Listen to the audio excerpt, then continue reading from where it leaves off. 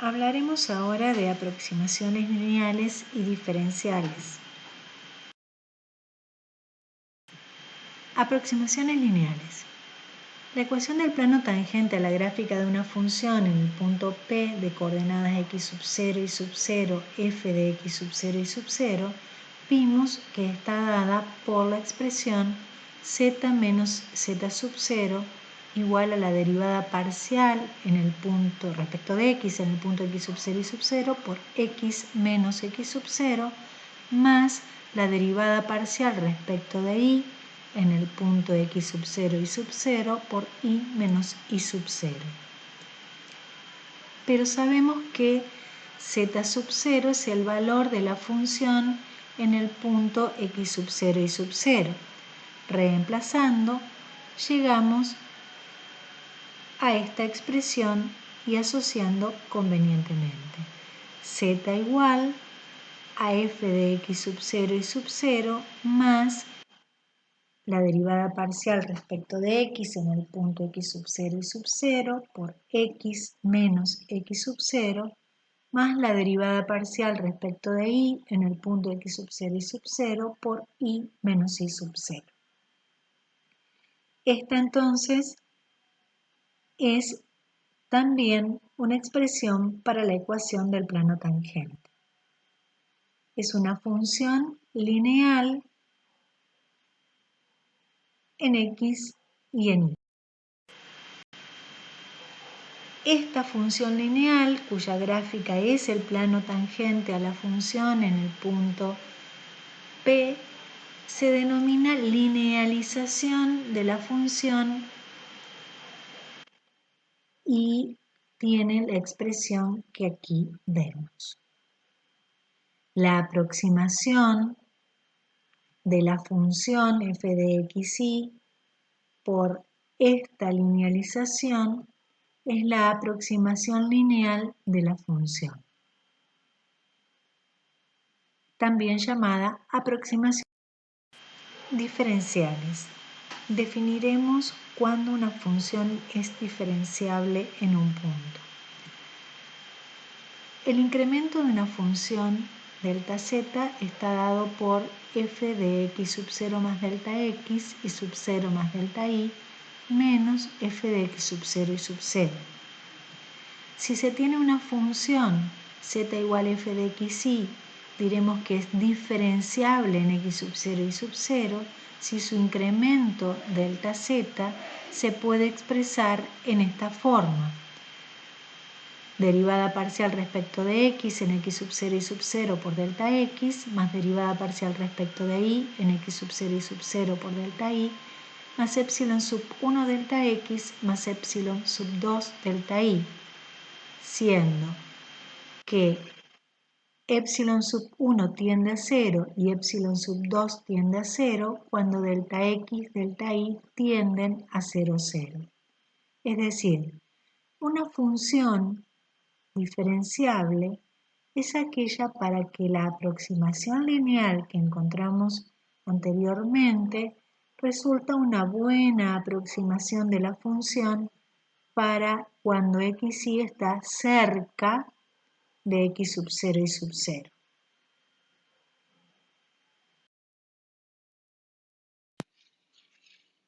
Interpretemos geométricamente diferencial de z y delta z, incremento de la función. En esta figura se puede observar la gráfica de la superficie que representa a una función que está planteada con el color celeste y aquí la vemos, y la gráfica del plano tangente pintado de color rosa. Este plano tangente es la linealización de la función. Se puede apreciar también que mientras el incremento delta z de la función implica el cambio, la variación en altura para la función, El delta Z muestra el cambio en altura en el plano tangente. En la medida que una función sea diferenciable, el diferencial de z y el delta z estarán muy próximos alrededor del x sub 0 y sub 0. Vamos a definir diferencial total de una función. Para una función de dos variables, z igual a f de x, y, definimos los diferenciales delta x y delta y, diferencial de x y diferencial de y, como variables independientes que pueden tomar cualquier valor dado. Entonces el diferencial de z estará dado por la siguiente expresión: diferencial de z, derivada parcial respecto de xy por diferencial de x, más derivada parcial respecto de y de la función y por diferencial de y.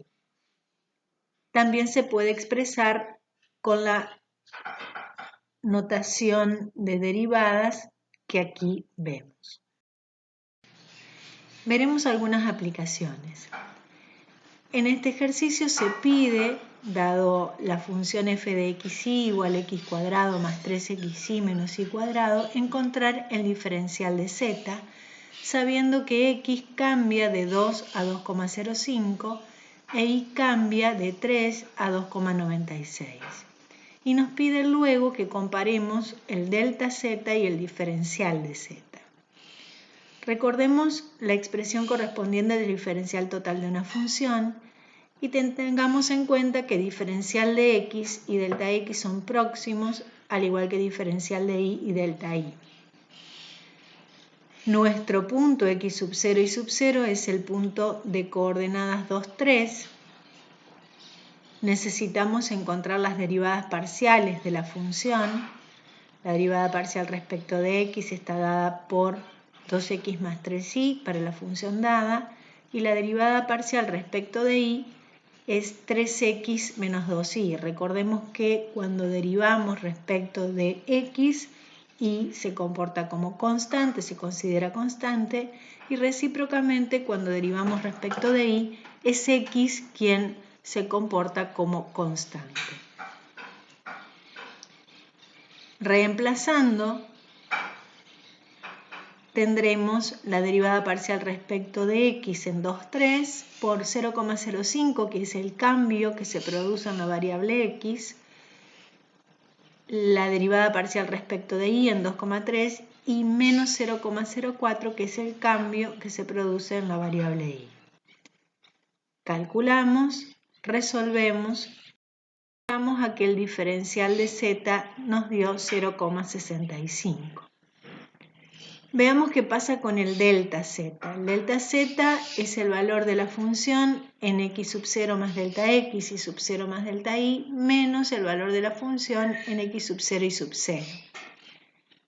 En nuestro caso estará dado por el valor de la función en 2,05, 2,96 menos el valor de la función en 2,3. Recordamos la expresión correspondiente a f de xy dada por x cuadrado más 3xy menos y cuadrado y evaluamos la función en los puntos anteriormente mencionados. Hacemos los cálculos y llegamos a que el delta z es 0,6449. Como vemos, delta z y diferencial de z son muy próximos.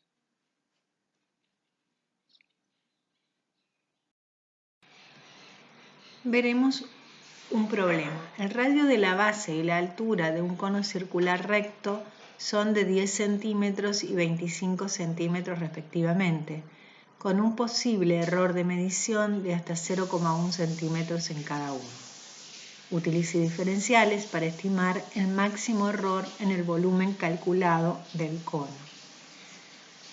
Cuando nos dicen que el posible error de medición es de 0,1 centímetros en cada uno, nos están informando respecto de el delta x y delta y, que en valor absoluto tendrán un valor máximo de 0,1. Aquí vemos la figura, la gráfica correspondiente al cono. Recordemos que el volumen de un cono está dado por 1/3 pi por radio al cuadrado por altura. El volumen depende del radio y de la altura. Radio y altura son las variables independientes. Recordamos la expresión para el diferencial total. Calculamos las derivadas del volumen respecto de R, dada por 2/3 pi por radio por altura. La derivada del volumen respecto de H es 1/3 pi por radio al cuadrado. Y reemplazamos en el diferencial total. Realizamos los cálculos y llegamos a que el diferencial de volumen es 20 pi centímetros cúbicos, aproximadamente 62,8 centímetros cúbicos. Este sería el error máximo para el volumen calculado del cono.